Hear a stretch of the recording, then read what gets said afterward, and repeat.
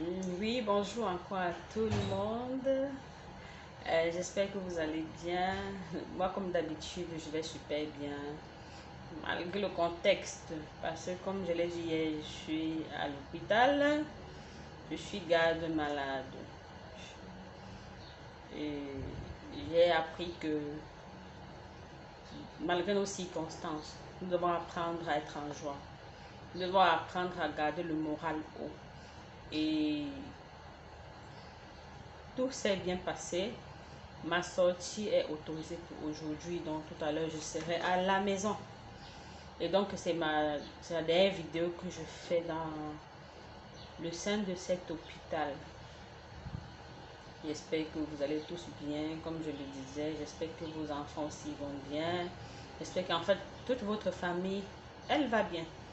Pour celles-là qui peut-être sont comme moi, j'aimerais encourager maman peut-être qui est au chevet de son fils, qui est à l'hôpital peut-être avec un membre de sa famille qui est malade. J'aimerais l'encourager. Fortifie-toi, aie foi, prends courage. Ça va aller, ça va aller, ça va aller. Aujourd'hui, c'est vrai, mon séjour, comme je l'ai dit dans la vidéo précédente, mon séjour dans cet hôpital a été formidable. Mais comme tout ne peut pas être parfait, tout à l'heure, j'ai eu, il y avait des produits que je devais prendre et je suis allée à la pharmacie. Et la pharmacienne a été un peu grossière, désagréable avec moi. Mais je me suis souvenue de quelque chose. Si quelqu'un n'était, elle n'était pas, bon, elle était un peu, disons, très froide et pas accueillante. Mais je me suis rappelé de quelque chose. C'était de ce que Cindy m'a dit hier. Bon, peut-être qu'elle a ses problèmes personnels ou bien c'est comme ça qu'elle est. Et puis elle ne sait pas que c'est pas. Elle n'en a même pas conscience que c'est pas comme ça qu'il faut être, quoi. Surtout qu'on est au service des gens, surtout dans la santé. Elle a été désagréable avec moi, mais je n'ai pas fait comme elle. Au contraire, je me suis dit, quand quelqu'un ne te donne pas, par exemple, son sourire, c'est gratuit, ça ne coûte rien. Donne-lui le tien, ça ne diminue rien. On n'a pas besoin de télécharger un sourire, on n'a pas besoin de payer pour un sourire. Si quelqu'un refuse de vous sourire, souriez-lui. Souriez-lui. Elle était désagréable, mais à la place, j'étais agréable et je lui ai souhaité bonne journée en partant.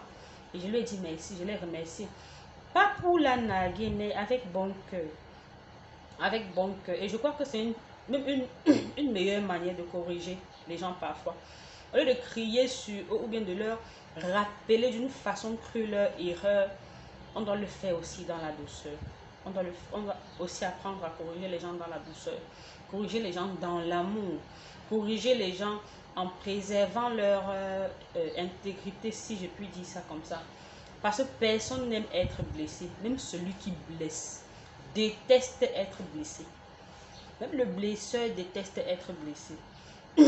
Donc, j'encourage même ceux qui tout le temps sont victimes d'injustice, sont justice de maltraitance, pardon, sont victimes de maltraitance, de ne pas maltraiter parce qu'ils ont été maltraités. Non.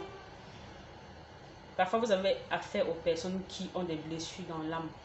Parfois, vous avez affaire aux personnes qui sont, je vais dire comment, frustrées et qui sont embrigadées euh, euh, euh, contre elles-mêmes, qui sont renfermées contre elles-mêmes et sont créées une barrière, une carapace, une coquille avec ce caractère parfois désagréable. Ils ne veulent rien savoir de ça. Ils ne veulent pas savoir si c'est bienséant ou pas. Ils agissent juste et ils passent à autre chose. Mais si vous regardez bien au fond, je vous assure, ce ne sont pas des personnes heureuses, entre guillemets. Ce ne sont pas des personnes heureuses. Donc, chaque fois que vous rencontrez des personnes, ça c'est mon conseil, et c'est ce que j'essaie de pratiquer. C'est pas facile, mais ça marche à tous les coups. Ça marche à tous les coups. Quelqu'un qui est désagréable, ne soyez pas désagréable avec la personne. Restez agréable, manifestez-lui de l'amour, de l'intérêt. Ça va pas être là sur le coup, mais je vous assure, c'est un effet magique. C'est un effet, comment je vais dire, transformateur. Voilà. C'est juste magique. Et donc, je suis arrivée au fin de mon séjour à l'hôpital. Et tout à l'heure, comme je disais, je vais rentrer à la maison. Et là, peut-être, je vais trouver encore d'autres sujets sur les enfants, comme d'habitude. Et on va en parler. Sinon, pendant que j'étais ici, j'ai beaucoup appris. J'ai beaucoup appris. Dans les moments de faiblesse, comme dans les moments de force. Ça dépend de la mentalité qu'on a. On apprend toujours. On apprend toujours. J'ai beaucoup appris pendant que j'étais ici. On apprend surtout en écoutant. Et beaucoup de personnes souffrent de ça. Beaucoup de personnes ne sont pas écoutées.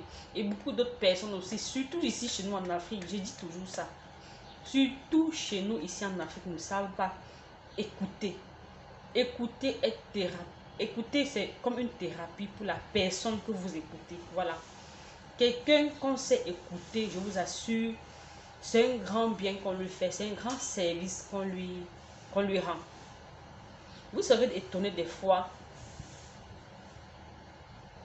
à voir la magie que cela aura à faire sur quelqu'un que vous avez pris le temps d'écouter sans juger, d'écouter sans interrompre, d'écouter chaque fois sans émettre peut-être une opinion qui peut blesser la personne. Écouter, comme je dis, est thérapeutique. Et j'ai eu à écouter une des vidéos d'un monsieur que j'apprécie beaucoup.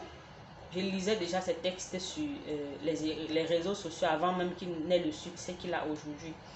Le docteur Claudel Noubissi, dans une interview qu'il a fait avec une autre grande tête aussi, un titan aussi, Investir au pays. J'ai suivi une interview entre ces deux personnes où ils ont parlé de beaucoup de choses. J'ai tellement appris que je ne peux pas me mettre à revenir dessus. J'ai écouté le docteur Claudel Noubissi dire qu'il y avait des moments où il recevait des patients. Juste les écouter, sincèrement, ça pouvait résoudre leurs problèmes à 50%. Et c'est ce dont on a besoin dans des structures sanitaires parfois. Savoir écouter. Savoir écouter le patient. Parfois, vous verrez, comme il a dit, cliniquement même, parfois on peut ne pas avoir un souci. Mais parce que vous avez ouvert parce que vous avez permis à celui qui est devant vous d'ouvrir son cœur, vous vous rendez compte que son problème est plutôt ailleurs. Mais pour diagnostiquer ce problème, il ne faut pas rester juste dans la casquette de médecin. Ça veut dire qu'il ne faut pas être juste figé, mais être capable d'aller au-delà. Et vous allez vous rendre compte que vous serez, curieusement comme ceci, des solutionneurs. Je crois en quelque chose. Chacun de nous a quelque chose. Chacun de nous a quelque chose. On peut juste ne pas savoir, mais nous tous, nous avons quelque chose. Nous tous, nous avons un apport. Nous tous, nous avons une contribution à apporter dans la vie des uns et des autres. Même à la société, pourquoi pas. Il y a beaucoup de gens qui se limitent en disant non, je n'ai pas de moyens, je ne suis personne. Ils sont complexés. Hein? Ils se regardent avec le regard des autres. Ça veut dire que le jugement, voilà. Quand c'est une opinion ou bien un jugement, je vous en prie, soyez ferme, ne faites pas attention à ça. Mais si c'est un conseil, vous pouvez être preneur. Quand c'est un conseil, ça veut dire destiné à vous faire grandir, destiné à vous faire mûrir, oui, vous pouvez faire attention. Mais quand c'est des opinions, quand c'est des jugements, je ne sais pas trop, avancez juste. Avancez juste.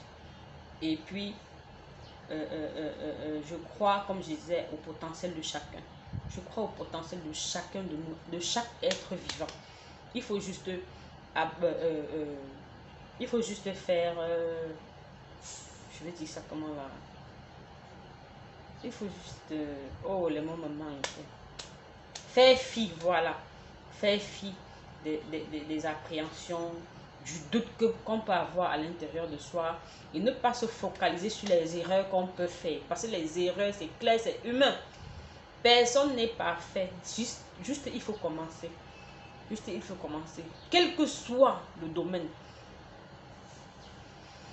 Donc, ma vidéo aujourd'hui était destinée à exhorter, voilà, à exhorter des personnes et à donner à chaque personne de croire en elle. Aussi petite que tu peux croire que tu es, tu as quelque chose qui peut servir à quelqu'un d'autre. Ça peut être dans ton entourage, même dans ta maison, pourquoi pas, même chez toi. Nous tous, nous sommes appelés à influencer. Nous tous, nous sommes appelés à nous influencer les uns les autres. Oui. Et la meilleure influence commence dans son cercle le plus proche. Ça veut dire quoi? En famille ou entre amis ou entre je ne sais pas quoi. Et c'est une richesse. Parfois, il faut être capable de dénicher, déceler cela. Parce que je suis sûre, si vous savez bien voir, si vous savez bien regarder, ça peut être un don ou un talent. Et c'est quelque chose qui est propre et unique à vous. Personne d'autre ne l'a, même s'il a les mêmes prédispositions, les mêmes talents que toi. Tu es unique en fait. Tu es juste unique. Tu es toi-même. Donc parfois, n'essayez pas trop d'être comme l'autre. Parce que chacun de nous est différent. Même si on a parfois les mêmes talents, les mêmes dons, chacun est différent. Chacun de nous est différent. Donc, c'est mon petit coucou de ce matin. À très prochainement. Et bye bye. Bye bye.